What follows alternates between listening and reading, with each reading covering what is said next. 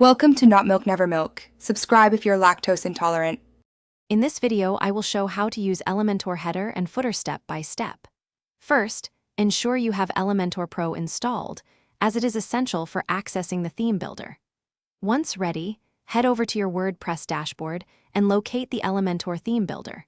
From there, you can easily select whether you want to create a brand new header or a custom footer template for your website.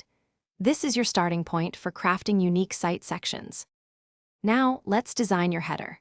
Elementor's intuitive drag-and-drop interface allows you to easily add essential elements such as your site logo, a navigation menu, and even a search icon. Take full control over the visual appeal by customizing the styling, typography, and color scheme to perfectly align with your brand's unique identity. Finally, define where your new header will appear across your site. Moving on to your footer, you can incorporate crucial information like copyright notices, social media links, and contact details using various widgets. Elementor offers a flexible column structure, allowing you to arrange your content neatly and efficiently. Remember to always check for responsiveness across different devices, ensuring your footer looks great and functions perfectly on desktops, tablets, and mobile phones.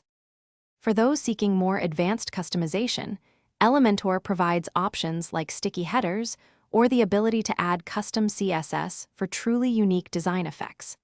Before making your designs live, always take a moment to preview your header and footer across various devices to guarantee a flawless appearance.